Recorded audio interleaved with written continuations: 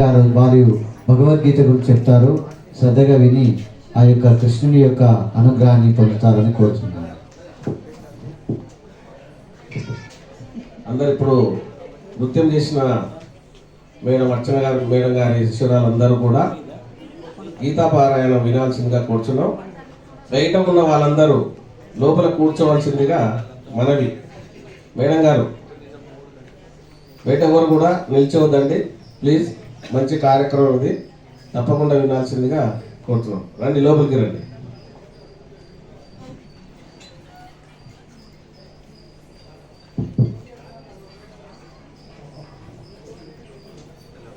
మనం అందరం కలిసి ఒకసారి ప్రార్థన చేద్దాం.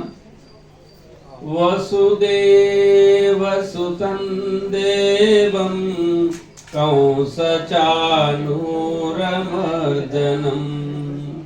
దేవకీ పరమానందం కృష్ణం వందే జగద్గురుం. గురుర్ బ్రహ్మా గురుర్విష్ణు గురుర్దేవో మహేశ్వర గురు సాక్షాత్ పరబ్రహ్మ తస్మై శ్రీ గురవే నమః. కృష్ణం వందే కృష్ణం వందే కృష్ణం వందే కృష్ణం వందే. ఈ యొక్క కృష్ణుని గురించి మనం తెలుసుకో ముందు ఏదైతే మన ఒక భగవంతుడు ఎందుకొరకు ఈ యొక్క అవతారం తీసుకోవాల్సింది అనే దాని గురించి కొంచెం తెలుసుకొని ముందుకు వెళ్దాం. ఎందుకొరకు ఆయన అవతారం తీసుకోవాల్సి వచ్చింది, ఆయన యొక్క ముఖ్య ఉద్దేశం ఏంటిది, అవతార రహస్యం ఏంటిది, అవతారం ఎందుకు తీసుకుంటాడు, సకల చరాచర జగత్తు నడిపించేటువంటి యొక్క విశ్వనాథుడు ఈ యొక్క ప్రపంచాన్నంతా కూడా భూమండలం అంతా కూడా సృష్టించి స్థితి లయకారకుడైనటువంటి యొక్క పరమాత్మ ఈ యొక్క అవతారం తీసుకోవాల్సినటువంటి అవసరం ఏమున్నది అని మనం ఒక ఆలోచించినప్పుడు ఆ తర్వాత మనకు అవగతం అవుతుంది. ఏంటిది అంటే యదా యదా హి ధర్మస్య గ్లానిర్భవతి భారత అభ్యుత్థానమధర్మస్య తదాత్మానాం సృజామ్యహం పరిత్రాణాయ సాధూనాం వినాశాయ చ దుష్కృతాం ధర్మ సంస్థాపనార్థాయ సంభవామి యుగే యుగే. అంటే ఆయా సమయములలో ఆయా యుగములలో మనకు ఎప్పుడైతే ధర్మములో హాని కలిగినప్పుడు, అంటే అధర్మము వ్యాపించినప్పుడు ధర్మ రక్షణ కొరకు, దుష్ట శిక్షణ కొరకు, శిష్ట రక్షణ కొరకు అప్పుడప్పుడు తన అవతారం తీసుకుంటాను అన్నాడు. అంటే ధర్మం అంటే ఏమిటి? ధర్మం అంటే ఏమిటి అంటే మనిషిలో మొట్టమొదటి ధర్మం ఏంటిదంటే ఫస్ట్ కృతజ్ఞత అనేటువంటిది లేకపోతే మానవుడని అర్హత కోల్పోతాడు. అందుకొరకే భగవంతుడికి ఇందులో స్పష్టంగా చెప్పేవాడు, ఎవరు మానవులు మమ వర్తమాన వర్తంతే మనుష్య. ఎవరు మనుషులు? భగవంతుడు భగవద్గీతలో చెప్పినట్టుగా నడుచుకున్న వాళ్ళు మాత్రమే మనుషులంట. మిగతా వాళ్ళంతా ఏమిటంటే మరి ఆహార నిద్ర భయవైతునంచ సామాన్యమేత పశు నరాణం ధర్మో హితేష అధికో విశేష ధర్మేణ హీన పశు సమాన. అంటే ఏమిటంటే ఆకలి అయితే తినడం, నిద్ర వస్తే పడుకోవడం, కష్టం వస్తే భయపడడం, సంతానం చావు వస్తే చనిపోవడం, ఈ 5 మాటల కొరకు జీవించే వీళ్ళంతా కూడా ఈక్వల్ టు యానిమల్ అంట. ఎందుకొరకు అంటే అనుకోండి, ఆవు ఉన్నది అనుకోండి, ఆవు ఎక్కడ పచ్చగడ్డి ఉంటే అక్కడ తింటుందండి, ఎక్కడ చెట్టు నీరు ఉంటే అక్కడ పడుకుంటున్నది, ఎక్కడైతే ఎవరైనా కొడితే ఎందుకు కొడుతున్నది భయపడిపోతుంది. అలాగే సంతానం ఉన్నది, మరణం ఉన్నది. మరి మనకు ఒకవేళ కంపారిజన్ చేస్తే ఈ 5 కన్నా ఏమన్నా మనం ఎక్కువ చేస్తున్నామా ఆలోచించండి. ఎందుకొరకంటే ఈ 5 మాటలే మనం కూడా చేస్తున్నాం. ఆకలి అయితే తింటున్నాం, నిద్ర వస్తే పండున్నాం, కష్టం వస్తే అయ్యో ఎట్లయిపోయా అని అనుకుంటున్నాం. ఆ తర్వాత సంతానం ఉన్నది, మరణం ఉన్నది. ఈ 5 మాటలు అన్ని ప్రాణులకు ఉన్నాయండి, కేవలం మానవులకే కాదు. కానీ మానవులకి ఏమి ఎక్కువ ఉన్నది అంటే కృతజ్ఞత, ప్రేమ, వాత్సల్యము, కరుణ, మానవుడు, మానవత్వము ఇత్యాది గుణాలన్నీ కూడా మనలో ఎక్కువ ఉన్నాయి. కనుక వీటి అన్నింటినీ కూడా మనం తెలుసుకొని మన జీవితంలో తీసుకున్నప్పుడు అదే ధర్మ సంరక్షణ అవుతుందండి. ఇవన్నీ కోల్పోయినప్పుడు అదే అధర్మం అవుతుంది. అందుకొరకే వీటిని తీసుకురావడానికే యా స్వయం పద్మనాభస్య, భగవంతుడు స్వయంగా వచ్చి మన ముందు ఈ యొక్క విచారాన్ని అందించినప్పుడు మరి మనం ఒకవేళ దీన్ని తెలుసుకోలేకపోతే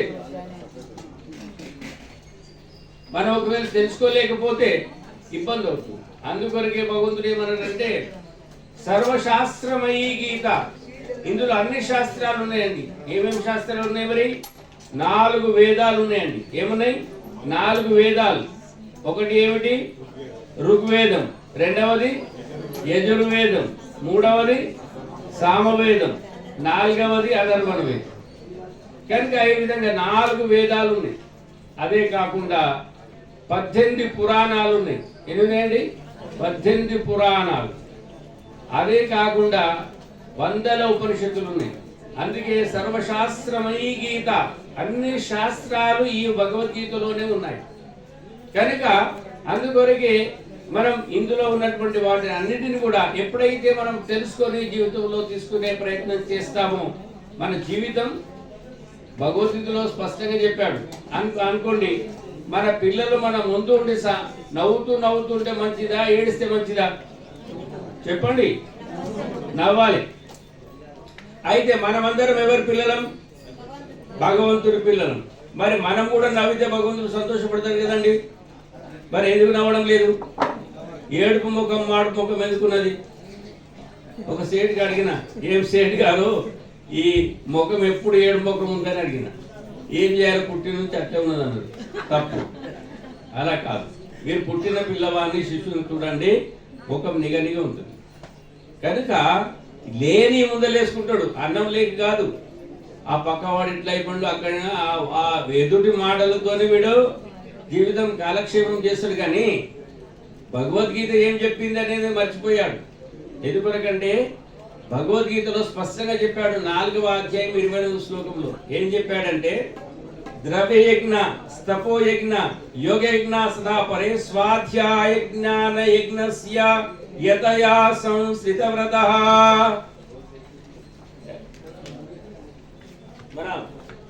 హలో,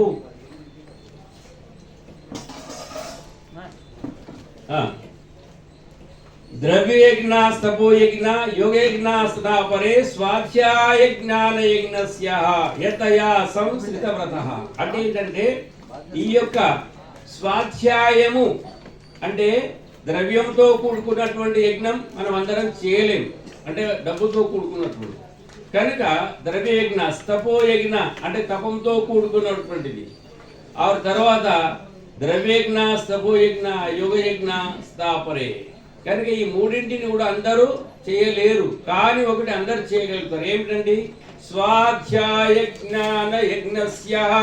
అంటే స్వాధ్యాయం అంటే ఏమిటంటే స్వ అంటే తన గురించి అధ్యయనమనగా తెలుసుకోవడం. కనుక ఈ విధంగా మనం కూర్చొని ఏదైతే విశ్లేషణాత్మకంగా ఎప్పుడైతే తెలుసుకుంటామో భగవద్గీత గురించి, దీన్ని ఏమంటారు? స్వాధ్యాయము అంటారు.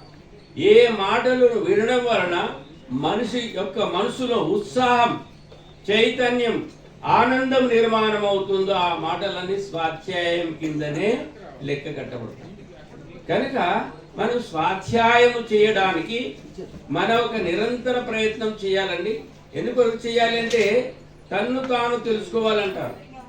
మనం ప్రపంచం అంతా తెలుసుకుంటాం. అమెరికాలో ఏమైంది, ఆఫ్రికాలో ఏమైంది, పంజాబ్లో ఏమైంది, పాకిస్తాన్లో ఏమైంది అన్నీ తెలుసుకుంటాం. కానీ తన గురించి తాను తెలుసుకోలేదు. ఎందుకొరకు?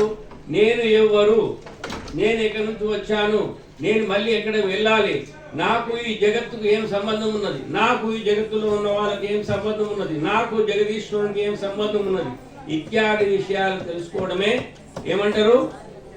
స్వాధ్యాయం. కనుక మొట్టమొదటి మనం ఏంటంటే స్వాధ్యాయము అనగా ఈ గీతలో స్పష్టంగా చెప్పాడు. ఏం చెప్పాడు?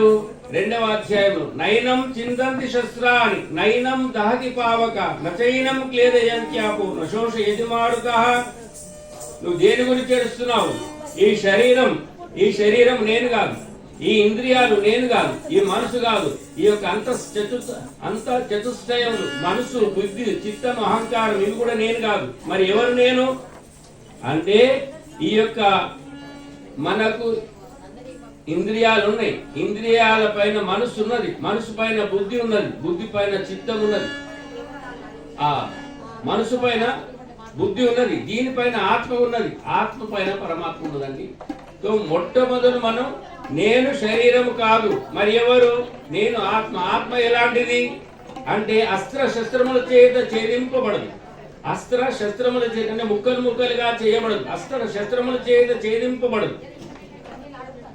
ఆ తర్వాత అగ్ని చేత కాల్చబడదు, అగ్ని చేత కాల్చబడదు, అగ్ని చేత కాల్చబడదు, అస్త్ర శస్త్రముల చేత ఛేదింపబడదు, నీటి చేత తడపబడదు, నీటి చేత తడపబడదు, వాయువు చేత ఆర్పివేయబడదు. అచలోయం సనాతన అంటే పూర్వం కూడా ఉన్నది, ఇప్పుడు కూడా ఉన్నది, ఇక ముందు కూడా ఉంటుంది. కనుక ఈ ఎప్పటికీ ఉన్నటువంటిది ఏదైతే ఉన్నదో అది ఆత్మ. ఆ ఆత్మనే మన ఒక జీవితాన్ని నడిపిస్తున్నది. కనుక నేను ఎవరు అంటే ఆత్మ. కనుక ఎప్పుడైతే ఈ మాట తెలుసుకోవడానికి దీనికి ఏమంటారంటే ఆత్మ జ్ఞానం. కనుక దీన్ని విస్తారంగా తెలుసుకోవాలంటే ఒక్క రోజు తెలుసుకుంటే సరిపోదు. ఒక్కొక్క దాంట్లో అంతర్చతుష్టయం అంటే ఏంటిది, ఇంద్రియాలు అంటే ఏంటిది, ఇలా విడదీసి ఒక్కొక్క భాగాన్ని తెలుసుకోవడానికి మనకు సమయం పడుతుంది. అందుకొరకే స్వాధ్యాయం చేస్తా మనకు ఒకటి తెలుస్తుంది. కానీ ఒకవేళ భగవంతుడే మన ముందుకు వచ్చి మీకు ఏం కావాలంటే ఏం కోరుకుంటారు చెప్పండి. దేవుడు వచ్చింది అనుకో, మీకు ఏమి కావాలని అడిగాడు, ఆరోగ్యం కావాలి. ఇంకా ఆరోగ్యం ఉంటే ఎట్లనంటే డబ్బులు కావాలి, మరి వద్దా? వస్తాయా? కాదు, నేను చెప్తా వినండి. అంటే శాస్త్రం చెప్తుంది, వాస్తవం కూడా. ఏం కావాలంటే మనిషికి 3 కావాలండి. ఒకటి ఏం కావాలి, కరాగ్రే వసతే లక్ష్మి. ఏం కావాలి? ధనం మూలం మిదం జగత్. మీరు అక్కడ నుంచి ఇక్కడ వచ్చిరండి, డబ్బులు పడిన అట్లా వచ్చిరా, ఆరోగ్యంతో ఉన్నారు, మంచిదే. కానీ ఇక్కడ రావాలంటే డబ్బులు కూడా కావాలి కదా. కనుక కరాగ్రే వసతే లక్ష్మి. ఏం కావాలి మనకు? లక్ష్మి కావాలి. అచ్చా, లక్ష్మి ఒకటి సరిపోతుందా? సరిపోదు. మరి ఏం కావాలి? కరమూలే సరస్వతి. ఏం కావాలి మనకు? సరస్వతి కూడా కావాలి. కరాగ్రే వస్తే లక్ష్మి, కరమూలే సరస్వతి అంటే జ్ఞానం కూడా కావాలి. ఏం కావాలి మనకు? జ్ఞానం కూడా కావాలి. అందుకే లక్ష్మి అంటే ఇక్కడ నివసిస్తుంది, సరస్వతి అంటే ఇలా రాస్తాం మనం, కరమూలే సరస్వతి. కర మధ్యేది గోవింద అంటే ఈ యొక్క మధ్య భాగంలో గోవిందుడు ఉన్నాడండి. ఈ మూడింటి యొక్క అవసరం మనకున్నది. భగవంతుడు వచ్చి మనకు అడిగితే ఏమడగాలండి? కరాగ్రే వస్తే లక్ష్మి, కరమూలే సరస్వతి, కర మధ్యేదు గోవింద, ప్రభాతే కర దర్శనం. మన చేతిలో ఈ ముగ్గురిని దర్శనం చేసుకున్నట్లయితే మనకు అన్ని నెరవేర్తాయి. ఏమేమి దొరికినా మనకు? లక్ష్మి దొరికింది, తర్వాత సరస్వతి విద్య దొరికింది, తర్వాత ఏం దొరికింది? భగవంతుడు గోవింద. ఈ 3 ఉన్నట్లయితే అన్ని ఉన్నట్లే, అన్ని దొరుకుతాయి వీళ్ళ వల్లనే. కనుక ఈ మూడింటిని వదిలేసి మనం ఏం చేస్తున్నాము? ఎక్కడో తిరుగుతున్నాం. తిరగాలి, కానీ తెలుసుకోవాలి కూడా. దాని కొరకు ఏమన్నాడు? ఈ మూడింటిని మనం ఉదయంలా గుర్తు చేసుకోవాలి. అలాగనే మనం భోజనం చేసేటప్పుడు కూడా భగవంతుని గుర్తు చేసుకోవాలండి. భగవంతుడు స్పష్టంగా చెప్పాడు, యజ్ఞ శిష్టా శినస్సంతో ముచ్యంతే సర్వ కిల్బిషై భుంజతే తే త్వగం పాప ఏ పచంత్యాత్మకారణాత్. అంటే మనము భోజనం చేసేటప్పుడు మన ముంగట వచ్చినటువంటి పదార్థాలను చూసి, ఆ పదార్థాలు నల్లటి భూమి, దానిలో నుంచి పచ్చటి చెట్లు, దానిలో నుంచి తెల్లటి అన్నం, చిట్టెడు పుట్టెడు ఎవరు ఇచ్చారు అంటే భగవంతుడే ఇచ్చాడు. కానీ మనం తినే ముందు అది భగవంతునికి సమర్పించాలి. మీరేమంటారంటే, మేము డబ్బులు పెట్టుకొని వచ్చాము కదండి, 60 రూపాయల కిలో బియ్యం తెచ్చుకున్నాము, కూరగాయలు తెచ్చుకున్నాము, మళ్ళీ దానికి ఎందుకు? కానీ వ్యవసాయదారుని వల్లనేది చిట్టెడు పుట్టెడు కాలేదండి. రైతు దున్నాడు, విత్తనం వేశాడు, కానీ చిట్టెడు పుట్టెడు భగవంతుడు ఇచ్చాడు. అందుకొరకు మనం అది ముంగట రాగానే ఒకవేళ ఈ శ్లోకం చెప్పి తింటే ఏమైతుందంటే ప్రసాదం అవుతుంది, ప్రసాదేనత ప్రసన్నత వస్తుంది. ఒకవేళ నా ఇష్టం నేను అట్టనే తింటా అని ఒక అన్నాడు ఏమవుతుంది? భుంజతే త్వగం పాపాన్ని తిన్నట్లే అవుతుంది. పాపం తినాలా ప్రసాదం తినాలా? ప్రసాదం తినాలంటే చెప్పాలి, పాపం తినాలంటే మీ ఇష్టం. క్లియర్గా చెప్పిండు. యజ్ఞ శిష్టా సినస్సంతో ముచ్యంతే సర్వకిల్బిషై భుంజతే త్వగం పాప ఏ పచంత్యాత్మకారణాత్. అలాగనే యత్కరోసి యదస్నాసి యజ్జుహోసి దదాసి యత్ తపస్యసి కౌంతేయ తత్కురుష్వ మదర్పణం. అంటే యజ్ఞం చేసినా, యాగం చేసినా, కర్మ చేసినా, ఏమి చేసినా కానీ కూడా ఇది నీ లోపల ఉన్న భగవత్ శక్తి వలన చేస్తున్నావు కనుక అది భగవంతునికి సమర్పించాలి. అలాగనే యజ్ఞశిష్టా సినస్సంతో ముచ్యంతే సర్వకిల్విషై భుంజతే త్వగం పాప ఏ పచంతి ఆత్మకారణాత్ యత్కరోసి యదస్నాసి యజ్జుహోసి దదాసి యత్ తపస్సి కౌంతేయ తత్కురుష్వ మదర్పణం. అంటే భగవంతునికి సమర్పించి చేస్తే అది భక్తి కింద జమ అవుతుంది. అలాగనే మన ఒక అహం వైశ్వానరో భూత్వా ప్రాణినాం దేహమాశ్రిత ప్రాణ పాన సమాయుక్త పచామ్యన్నం చతుర్విధం. అంటే మనం 4 రకములైనటువంటి పదార్థాలను భోజనం చేస్తున్నామండి. నమలబడు, జుర్రబడు, కొరకబడు, త్రాగబడు. ఈ 4 రకములైనటువంటి పదార్థాలను మనం భోజనం చేస్తున్నాం. భోజనం చేసేటప్పుడు మన నాలుక కింద ఉండేటువంటి ఒక లాలాజలంతో కలిసి లోపల వెళ్ళి మన నాభి స్థానంలో అహం వైశ్వానర రూపంలో అంటే అగ్నిస్వరూపంలో భగవంతుడు ఉండి దాన్ని జీర్ణింపజేసి దాన్ని రక్తంగా తయారు చేసి మన శ్వాస ద్వారా మన యొక్క అన్ని అవయవాలకు ఎంత అవసరమో అంత ఆ ఒక మన పంపింగ్ చేసి మన జీవనాన్ని నేనే కాపాడుతున్నా అని భగవద్గీతలో స్పష్టంగా చెప్పాడండి. అహం వైశ్వ నరోభూత్వ ప్రాణినాం దేహమాశ్రిత ప్రాణాపాన సమాయుక్తం పచామ్యన్నం చతుర్విధం. అలాగనే ఓం సహనావతు సహనౌ పునక్తు సహవీర్యం కరవావహై తేజస్వినావదీదమస్తు మా విద్విషావహై. ఓం శాంతి శాంతి శాంతి. అంటే ఏంటంటే మన గురు శిష్యులమైనటువంటి యొక్క మనలో భేదాభిప్రాయం లేకుండా ఇద్దరం కూడా పరస్పరం కలిసి ఈ యొక్క దైవీ కార్యాన్ని నెరవేర్చాలి అని చెప్తూ మళ్ళీ ఇంకేమంటాడు ఓం శాంతి శాంతి శాంతి అంటున్నాం. అంటే 3 సార్లు ఎందుకనమండి, ఒకసారి సరిపోతుంది కదా. అంటే 3 విధముల శాంతి కావాలి మనకు. ఆది దైవికము, ఆది భౌతికము, ఆధ్యాత్మికము, త్రివిధ తాపములు అంటారు. కనుక ఈ 3 విధములైనటువంటి శాంతి మనకు దొరకాలని మనం 3 సార్లు అంటున్నాం. ఓం శాంతి శాంతి శాంతి అని ఎప్పుడైతే మనం ఈ విధంగా మనం భగవంతుని కోరుకుంటామో అప్పుడు భగవంతుడు మనకు ప్రసన్నమై మనకు కావాల్సిన అన్ని కూడా ఏర్పాటు చేస్తాడు. అందుకొరకే మనం ఏదైతే తెలుసుకుంటున్నాం దాని కొరకే అంటున్నారు. ఏంటిది? స్వాధ్యాయ జ్ఞాన యజ్ఞస్య. దీని గురించి భగవంతుడు ఎన్నోసార్లు చెప్పాడు. 16వ అధ్యాయంలో చెప్పాడు. అభయం సత్వ సంశుద్ధి విజ్ఞాన యోగా వ్యవస్థితం దానం దమచ్చ స్వాధ్యాయ స్తప ఆర్జవం. ఎన్నోసార్లు భగవంతుడు చెప్పాడు. కానీ భగవంతుని ఒప్పుకున్నాం, కానీ భగవంతుని మాట ఒప్పుకోవడం లేదు. ఎక్కడైనా మా దగ్గర కూడా మేము చేస్తున్నాం, మా దగ్గర కూడా కరెక్ట్ గా నడుస్తుంది స్వాధ్యాయం అనే వాళ్ళు ఉన్నారా? లేదు. చేస్తే కదా చెప్పుకుంటాం. కనుక ఈ యొక్క స్వాధ్యాయం అంటే తనను గురించి తాను తెలుసుకోవడం. అలాగనే అందరిలో ఉన్నటువంటి భగవంతుడు ఆయన ఏమన్నాడు? మమ వయసో జీవలోకే జీవభూత సనాతన. అందరిలో ఆయనే ఉన్నాడు. కనుక ఎప్పుడైనా నాలో ఉన్న భగవంతుడే ఎదుటి వారిలో ఉన్నాడు అంటే సెల్ఫ్ రెస్పెక్ట్, ఆత్మ గౌరవం కావాలి. అదే విధానంగా ఇతరులో కూడా అదే భగవంతుడు ఉన్నాడనేటువంటి గౌరవించడం పరసన్మానం. అవును, ఇద్దరం కలిసి మన ఇద్దరిలో ఉన్న ఒకటే అని తెలుసుకోవడం, దీన్ని ఏమంటారంటే మనుష్య గౌరవం. కనుక మన ఒకరి పరస్పరం భావయంత అంటే ఒకరిలో ఉన్న ఒక భగవంతుని మనం తెలుసుకొని ఒకరికి ఒకరు గౌరవించుకోవాలండి. ఇలా చేయడం కొరకైనా, ఇలా అందరిలో ఉన్న భగవంతుని దర్శించడం కొరకైనా మనం ఒకరిని ఒకరు నిస్వార్థంగా నిరపేక్ష భావంతో మనం ఎప్పుడైతే కలుస్తామో అప్పుడు భగవంతుడు ధన్యోగ్రస్తి అంటాడు. ఏమంటాడు? అప్పుడు ధన్యోగ్రస్తి అని మనకు ఆశీర్వాదం చేస్తాడు. ఇలా మనకు భగవంతుడు ఎప్పుడైతే మనకు ఆశీర్వాదం చేస్తాడో అప్పుడు మనకు కొరత ఏమి ఉండదండి. అందుకొరకే మన ఒక ఈ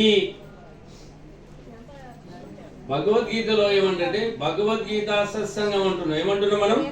భగవద్గీత సత్సంగము. సత్సంగం అంటే ఏంటంటే మన ఒక సత్సంగంలో ఏమి ఉండాలంటే సద్విచారం ఉండాలి. సత్సంగత్వే నిస్సంగత్వం, నిస్సంగత్వే నిర్మోహత్వం, నిర్మోహత్వే నిశ్చలతత్వం, నిశ్చలతత్వే జీవన్ముక్తి.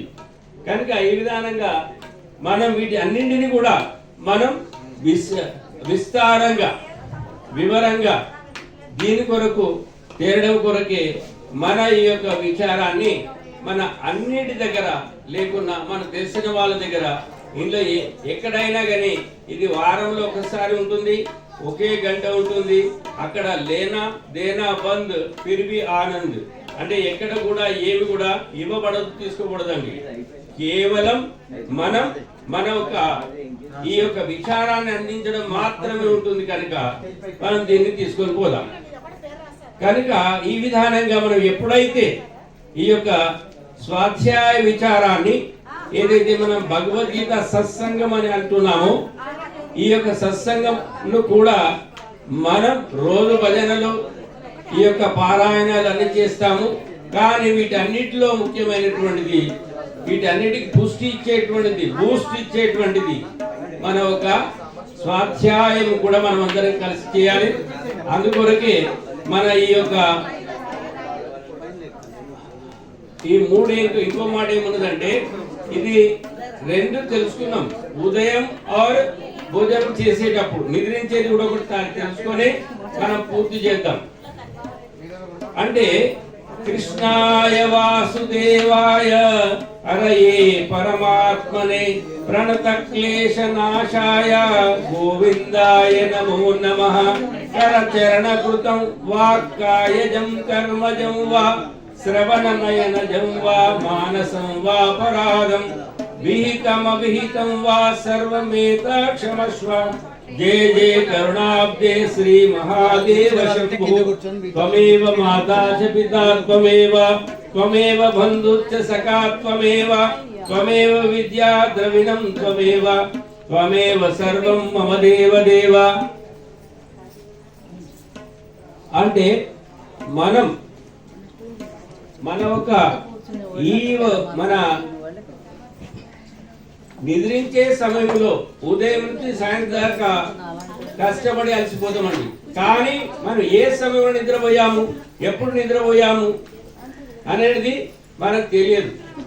కనుక మనకు నిద్ర ఇచ్చేవాడు భగవంతుడే. అందుకొరకు మనం ఈ యొక్క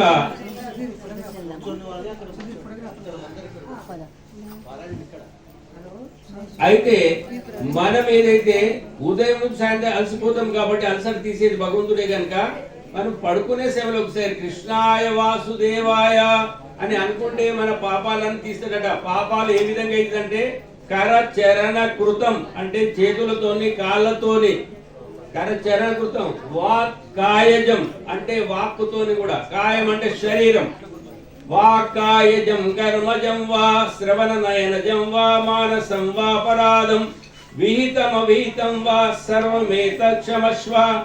జయ జయ కరుణాబ్దే శ్రీ మహాదేవ శంభో. అంటే మనం మన ఒక వాక్కుతోని, కాళ్ళతోని, చేతులతోని, మనసుతోని, బుద్ధితోని ఈ విధానంగా పొరపాట్లు జరుగుతూ ఉంటాయి. భగవంతుడా మాకు ఈ యొక్క పాపాలను తీసివేసి మమ్మలను క్షమించమని మనం అడుగుతున్నాం. అదే విధానంగా మనం అందరం కూడా త్వమేవ మాతా చ పితా త్వమేవ, మన ఒక తల్లి తండ్రి గురువు దైవం అనేటువంటి భగవంతుని కూడా మనం ప్రార్థించి మనం వీటి విషయాన్ని మనం తెలుసుకుందాం.